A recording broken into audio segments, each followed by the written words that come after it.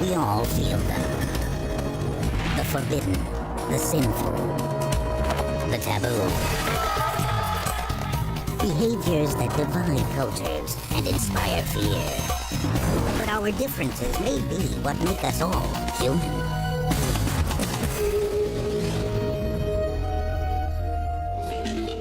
Every religion requires followers to accept a framework of belief. I believe in the Quran, and I think what the Quran said is always right. Doesn't mean if you pray every day that you're the best person. I believe when you help somebody, God helping you. But some interpretations of faith demand far more than devotion. They transcend the limits of mainstream religion in graphic, even dangerous ways. What some communities see as a test of faith, outsiders may call taboo. In this hour, take a terrifying plunge with islanders in the South Pacific who risk their own children's lives for their faith. Reenact an ancient miracle in Greece by walking barefoot across fiery coals. Meet a man who thanks God for saving his wife and child by crucifying himself every year.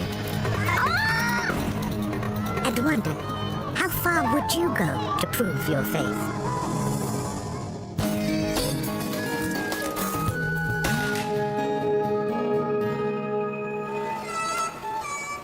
The tiny South Pacific island of Pentecost is home to what may be the most dangerous test of faith in the world. Many people here hold animistic beliefs tied to the bounty of the rainforest. Every year, village elders organize a ritual designed to secure the gods' favor. In a spectacular and frightening display called land diving, young men and boys, some just 5 years old, literally risk their necks. Only 2 fragile vines save them from crashing into the ground. It's the ancient precursor of bungee jumping. But here, it's considered a sacrifice for the survival of the community. Risking death, I think, is probably as old a practice as humanity itself. Christopher Davis is an anthropologist at the School of Oriental and Asian Studies in London. One of the many things that distinguishes human beings from animals is this capacity to risk death or loss of life or disability in order to perpetuate life in the future over the next year or 2 or 3 years. Here on the island, Chief Willie Orion Bebe presides over his village's ceremony. When they climb on a tower, they have no fear because it's their culture. The man's faith helps him to put the fear out, and then he must jump. He must take an action to jump. By some estimates, land diving dates back 15 centuries. Its exact origin is obscure, but it is tied to the local religion of animism. People here believe in a world of spirits that demands offerings. Originally, divers would perform just after the yam harvest, to thank the gods and to assure another fruitful crop. According to tradition, the jumper's shoulders should graze the ground and fertilize the soil for the next planting. When Pentecost Island was colonized by Britain and France in the 19th century, Christian missionaries tried to ban the practice. But to people here, risking lives is understandable when the community's very survival is at stake. A practice like this would happen around harvest time because, after all, this is the most critical moment. Canadian anthropologist Wade Davis is a National Geographic explorer in residence.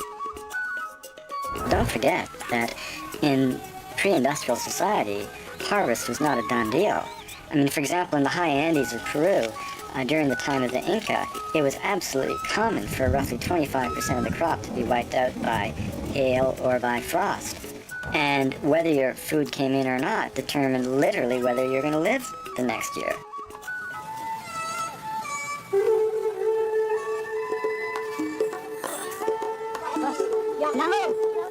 The village of Wale is one of several on the island that holds land diving rituals every April and May. Willie Warren supervises the tower's construction. It's a skill he hopes to pass on to his 7-year-old son, Philip. I built the tower when my father is still alive. When my father died, and I took his place. At home, the next generation is eager to follow in his father's footsteps. Twice Philip has leapt from his father's towers, but only after a gentle push. This year, he's determined to jump on his own.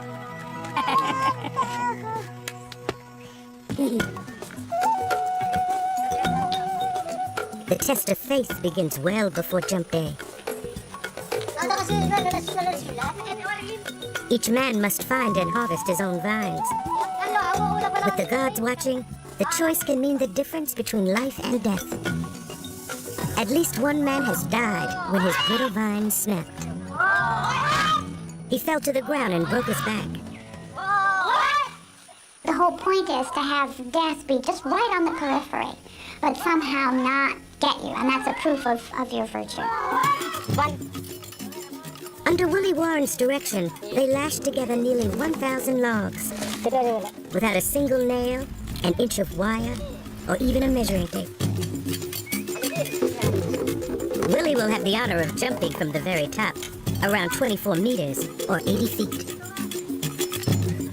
For their most crucial decision, where to cut their vines, they rely on sight alone. Too long, and they risk slamming into the ground and breaking their necks. They make their choices carefully. Coming up, young Philip faces his test of faith. Whatever happens, will he survive? And later, Greek Orthodox worshippers challenge a church taboo by risking their flesh on a bed of fire.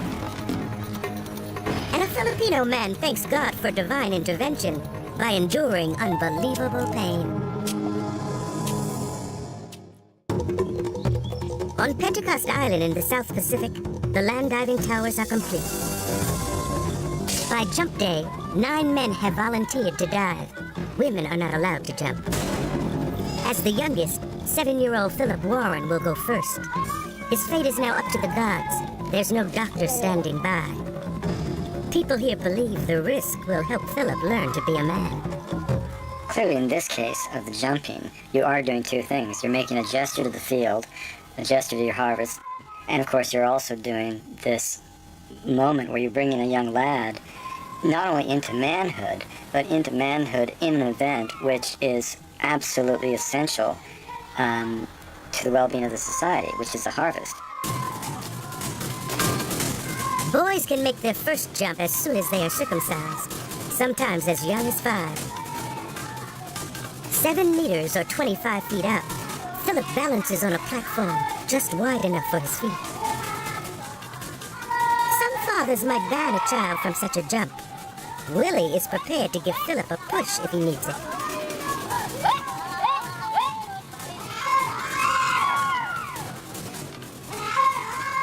The moment of truth has arrived.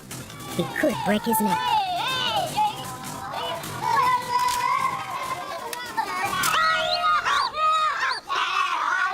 He is rattled, but unhurt. And he has made his father very happy.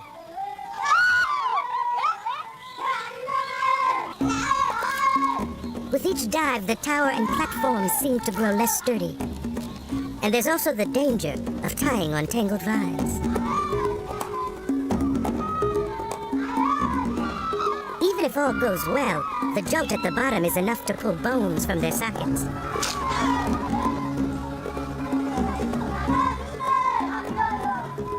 A diver must come prepared, or he will pay the price. And if you don't have all this thing in your brain and heart, that means everything you want to do for the tower, you cannot do it. Because you will get injury or anything can happen to you. This is what religion is, really. It's about giving up your own belief and giving it over to something that's greater than yourself. Yvonne Chereau is a religion professor at Swarthmore College in the U.S. That's the object of a lot of the tests. My life is not my own, okay? And my life is given over to this power or this force that is greater than me. There are little tests and there are big tests. a vine breaks. But this diver is lucky. In the past, a snapped vine resulted in a fractured hip.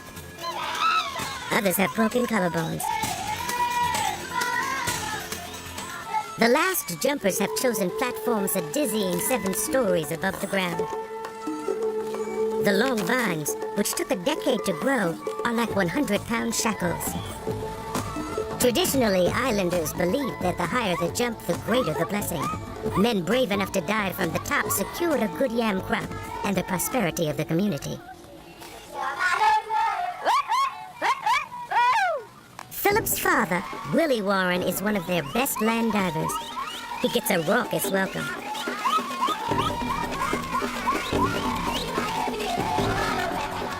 Willie must jump out as far as he can to avoid impaling himself on the tower's rough logs. He urges on the singers, summoning support.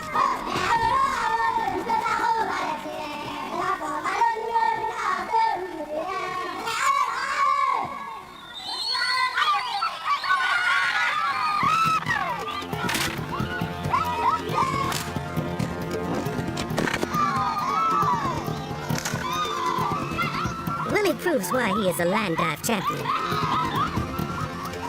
He's strong enough to spring back on his feet, an accomplishment few can match. It's a performance worthy of the gods. While the people of Pentecost Island need no longer fear famine if their yam harvests fail, they still treasure their tradition of land diving. It remains a personal test of strength, bravery, and faith. Some might see risking harm as an extreme way to win favor from the gods. But dangerous tests also reinforce a believer's own faith. Why are miracles so important? Because they're like the stunning billboard proclaiming the reality of the faith. You know, if you don't have miracles, if you don't have gestures of faith like that, the faith becomes more tenuous, or can become more tenuous. And when we say we want to demonstrate our faith, at some level, it's a sincere gesture of showing your commitment to a belief system. But some belief systems conflict with the rules of organized religion. What would you do if your most profound spiritual experience was declared taboo by the leaders of your faith?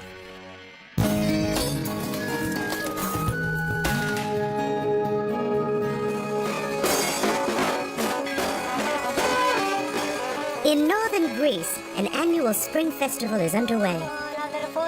Greek Orthodox priests lead a homage to St. Constantine, who brought Christianity to the Roman Empire.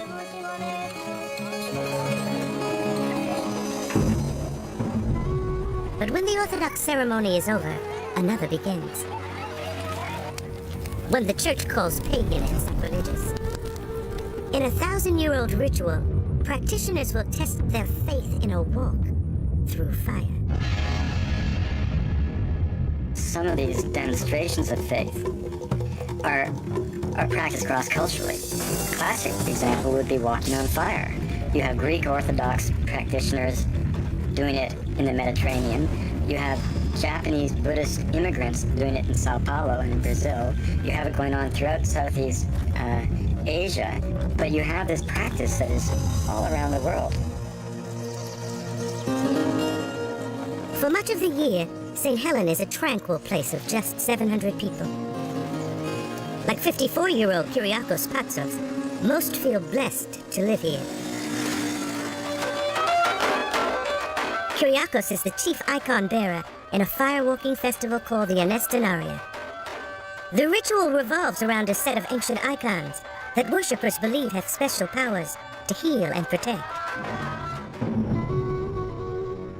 One story claims that 1,000 years ago, worshippers rescued the icons from a burning church, escaping miraculously unscathed. Ever since, their descendants have carried the icons into the fire to prove their faith and to seek blessings from St. Constantine. But others view the ritual as sacrilege, the fire walking itself and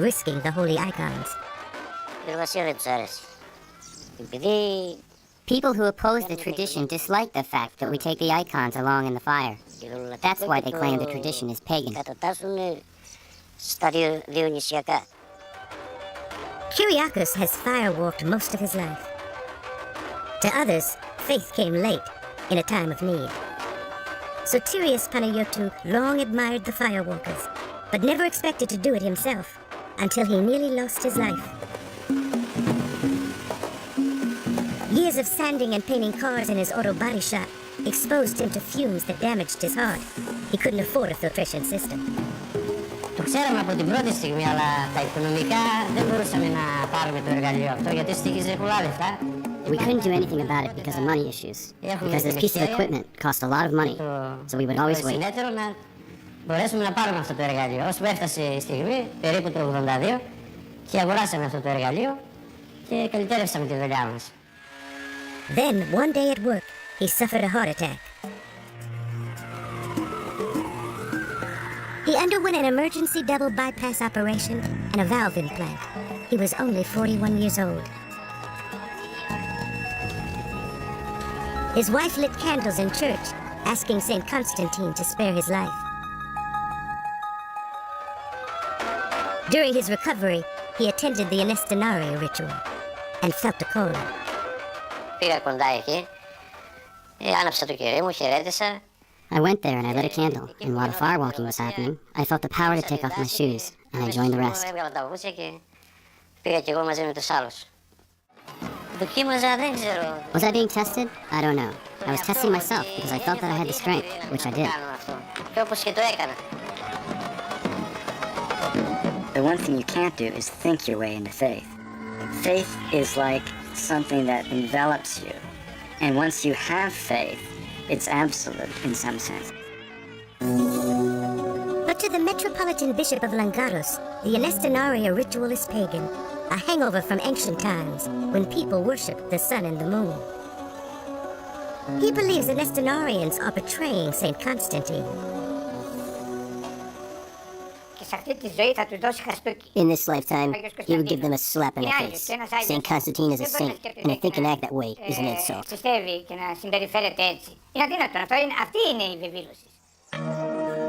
The bishop believes Anestenarians risk excommunication in this life and damnation in the next. He refuses to give them communion. It's very common for there to be a local variation on religious practice that's not favored by the Orthodox. So you certainly see it with Buddhism, with Islam, as well as with Christianity, where people locally are doing things that the Orthodox would think were entirely inappropriate. As sunset approaches, worshippers build a bonfire. Inside the shrine, the final ceremony begins, as always, with ancient folk songs played on the lyre.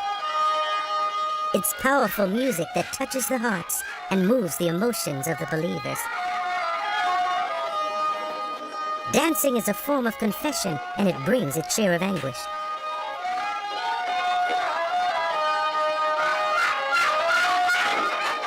"72-year-old Iro Hagantoniou is overcome with the weight of her sins.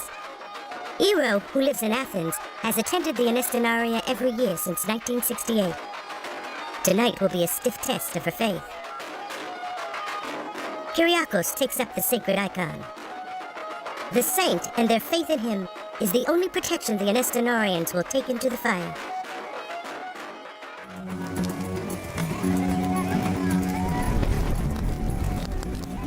While the Orthodox Church might disapprove of what they're about to do, Anestenarians see firewalking as a way to win blessings from St. Constantine. The priest's job is to secure the individual to the yoke of the faith, to the yoke of the collective in a hierarchical society. So any religious practice that allows the individual human being to have direct access to the divine is profoundly subversive and intimidating and threatening to organized religion. A breeze has fanned the coals into a bright cauldron of burning embers. Coming up, the fire beckons, but one believer's faith is faltering.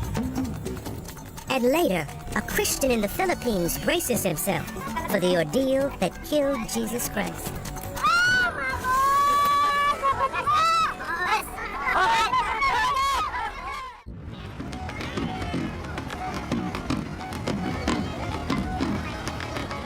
In northern Greece, the fire has burned down to embers.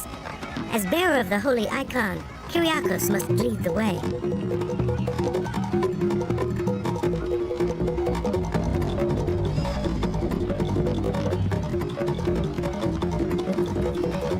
He traverses the hot coals, first from north to south, then a second pass, east to west. His steps form a cross, and he appears to feel no pain. One of the fascinating things is that walking on coals became kind of a fad in California, and an awful lot of hippies burn their toes.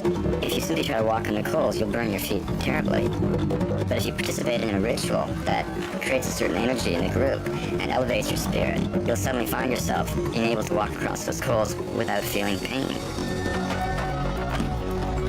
One by one, the followers of the saint take the plunge. Soterius, the mechanic, follows Kyriakos in. I also take strength when Kyriakos goes into the fire first. I don't have the strength yet to go first. Maybe slowly I'll make it. Not everyone can take that first step. 72-year-old Ero stands frozen before the fire. Her eyesight is weak. Her faith is faltering. Others warn her not to cross. Doubt and hesitation, they say, can lead to serious injury. You cannot persuade anyone to enter the fire. If someone isn't ready, they cannot do it. For the weak of heart, time is running out. The fire is dying.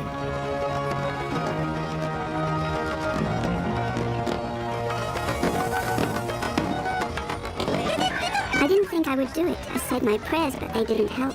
My eyesight is so poor these days, so my son led me across. I helped him years ago. He helps me today. Ero has completed her test of faith. The ceremony continues until the embers are almost stamped out. Kyriakos and Soterius are elated. Faith brought them through.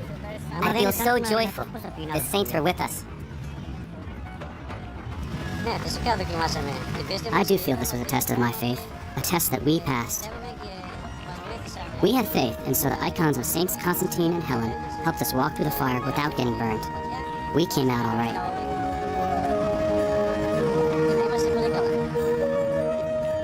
Many in the crowd are skeptical. Some wonder if they too might be capable of walking through fire. And in fact, science has offered possible explanations for fire walking.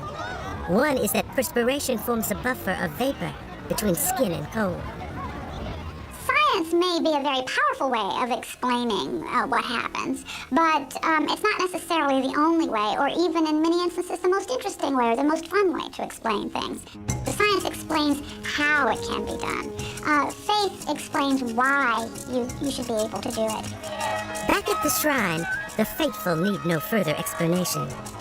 Soterius is convinced that his faith and his readiness to test it has prolonged his life and given him time with the grandson he might never have seen.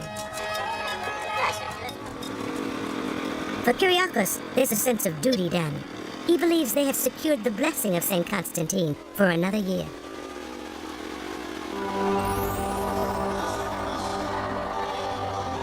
In the face of official condemnation, faith can become an intensely personal experience. In many religions, some believers even make their own pacts with God. When the stakes are high, some will pledge almost anything in exchange for divine blessings. How much pain and suffering would you endure if you believed it could save a loved one?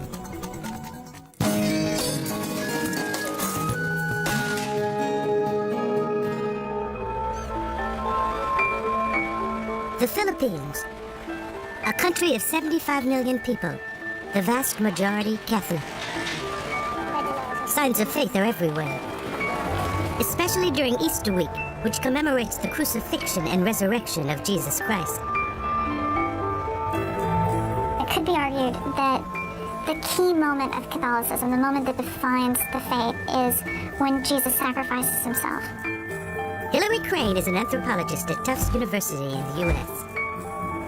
He, on the cross, suffers for the sins of all humanity.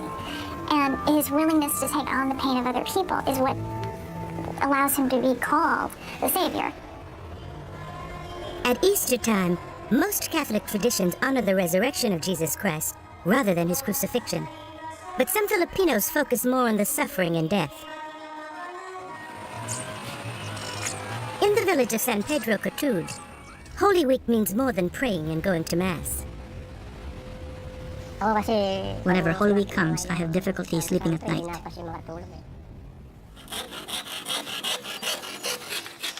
Rolando Ocampo is a local carpenter who has made an oath to God.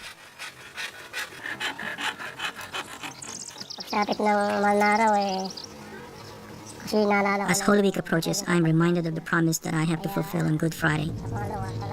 I'm really reminded of the difficult task that I had to do for the Lord because He heard my prayer to save my wife and daughter.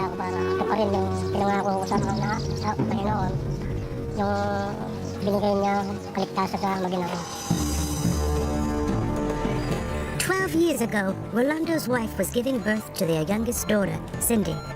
There were complications. Both hovered near death. When she came out of the womb, my daughter only cried after 30 minutes, and my wife was turning blue. So I asked the Lord for His help during the delivery. I told the Lord that if my wife would have a safe delivery, I would have myself crucified on Good Friday. Rolando believes his prayers were answered. Both recovered, and today his daughter is a Star Trek athlete. Every year, Rolando pays for this blessing with his own flesh and blood, through self-flagellation and crucifixion.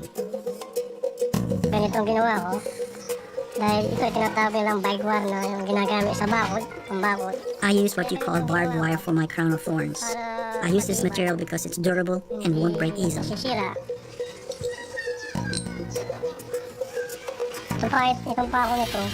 These are the kinds of nails I use.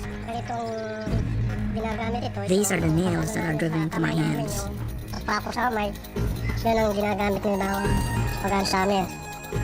Despite his reasons, many would find his form of sacrifice horrifying. If a person who crucifies himself sees what they're doing as giving their suffering and their pain to God because God did this for them, it makes sense.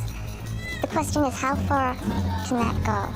Does one sacrifice the child to God? Because it's religion, you're in this sort of gray area. Because suffering plays such an important role in some traditions. Rolando promised God he would crucify himself 15 times. This is his 12th year. 3 more and his promise to God will be fulfilled. Rolando is not alone in his tests of faith. 15 others are expected to be crucified this Holy Week. And hundreds more will do penance in a variety of painful ways.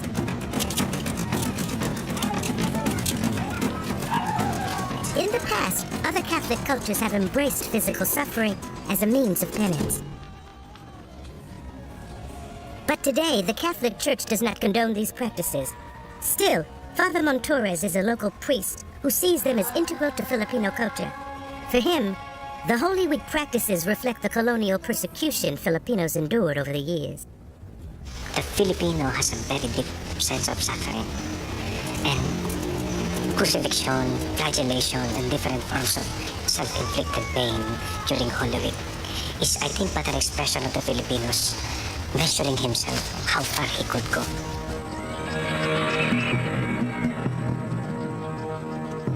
It is Holy Thursday, the day people here begin to atone. This is the first stage of Rolando's trials, self-flagellation. This is what I use to bleed myself. This is called a barrio. We hold it in our hand and it's made of bamboo.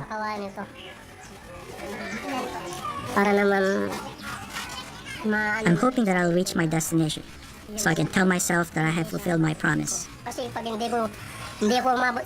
I don't make it, I'll feel that God has forsaken me and that I have many sins. Rolando wears a head covering, so no one can see him cry.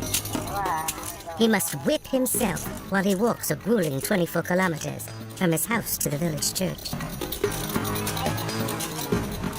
The pavement is scorching.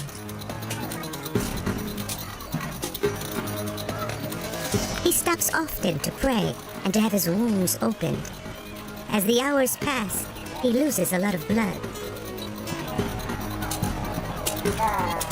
Hirap talaga nung dinadala ko pag ako napapadugo. It's really hard as time passes while you're flogging yourself.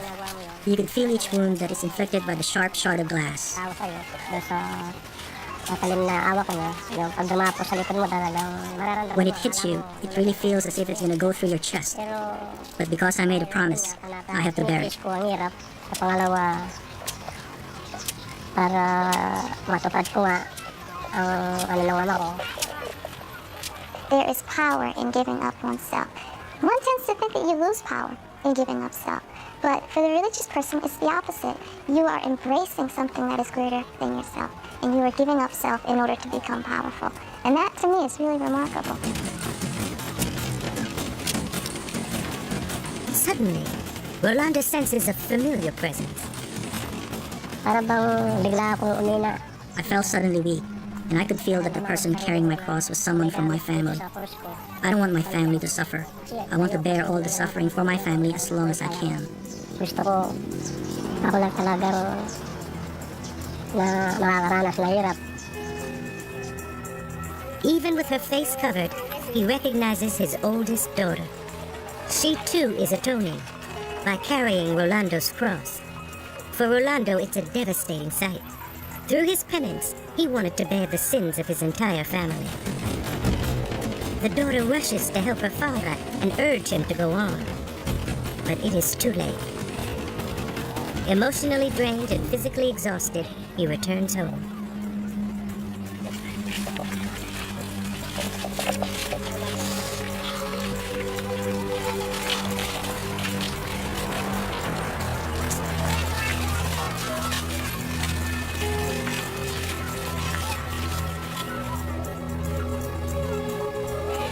Rolando failed to walk all the way to his church. He believes he is in danger of breaking his promise to God. Rolando hopes he will be stronger tomorrow at the crucifixion. Coming up, Rolando's final duty to God. Will he have the strength to survive it?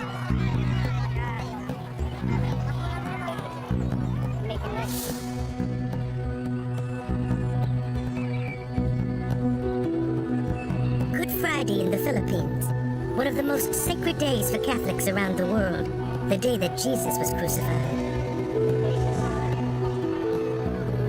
The village of San Pedro Cutud prepares for an estimated 10,000 visitors who will come to watch 15 crucifixions. For Rolando, the chaos is a distraction. He's chosen to be crucified last in hopes of avoiding the crowds. Gagawin ko yun. Para mapatunayan sa mga tao. I'll still be doing it because I'm sincere about getting crucified. That's why I try to avoid people in the press. Lalong-lalo na sa mga press. As his time approaches, Rolando is silent. Even though he has done this 11 times before, it is a heavy burden. His eyes betray his concern. An hour has passed. With his nails, hammer, crown of thorns, and faith, Rolando heads for the hill. Much of the crowd seems to view his ordeal as a spectacle. I know they don't have good thoughts about me, but it really doesn't bother me what they think. I made a promise to the Lord and I'm gonna fulfill it.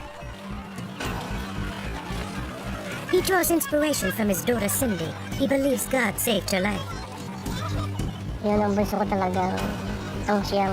My youngest daughter, she's the most important. Because if it weren't for her, I wouldn't be doing this crucifixion. Hindi ko gagawin ng ganitong pagpapako sa cross.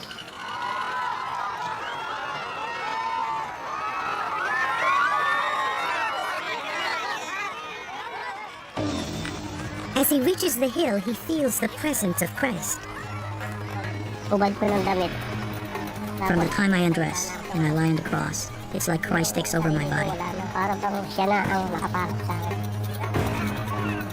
Every society needs to answer that question of why do people suffer? Why are some people sick and other people not? Why did this car crash and that car not? And that in lots of societies, people who suffer more than others feel particularly inclined to be religious. That can also turn into people needing to suffer more in order to feel more religious. Each nail must be placed in a precise place. Any deviation could cause permanent paralysis in his hands.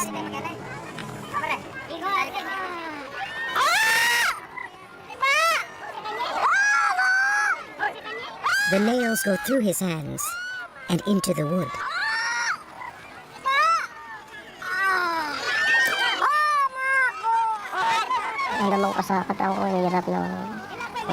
My whole body could feel the pain of the nails, the throbbing on my hands.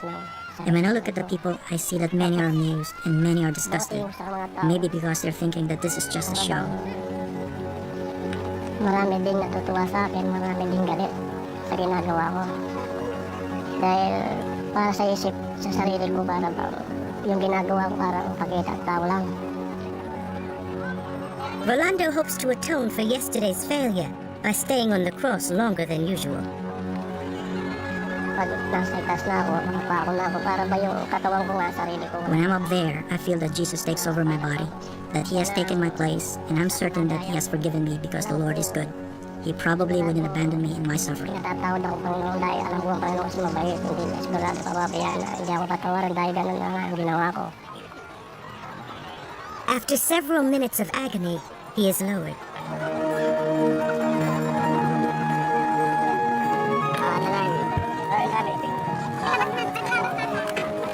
Exhausted, his hands throbbing, he and his daughter return home. It has cost him dearly, but Rolando has kept his promise.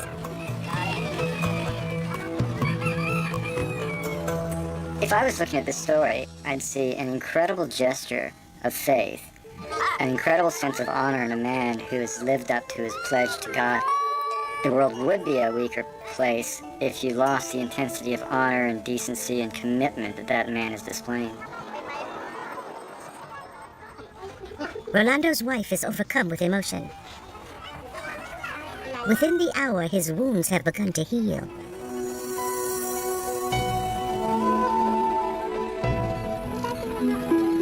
Only 3 more crucifixions and his debt to the Lord will be repaid. Parang nakikita ko na yung iniingi ko na. I could feel that the Lord has heard my prayers because my family and loved ones are no longer having troubles and are kept away from harm. Hindi na kami masyadong nahihirapan. Sa pangalawa, yung mga magulang ko kapatid, mga anak ko na ninalayo sa disgrasya. He believes today's success means a brighter future for his family. Many religious practices can be hard for outsiders to fathom. Because they go to extremes, tests of faith can often seem taboo. Anthropologists would say that you cannot judge religions based on anything, really. That you can't ever say that this religious group is wrong or immoral compared to another one, that they all need to be understood within their own context. For believers, tests of faith confirm a powerful connection to the divine. One of the reasons people seek to prove their faith is because gestures of proving faith reinforce our certainty that our faith is not misguided.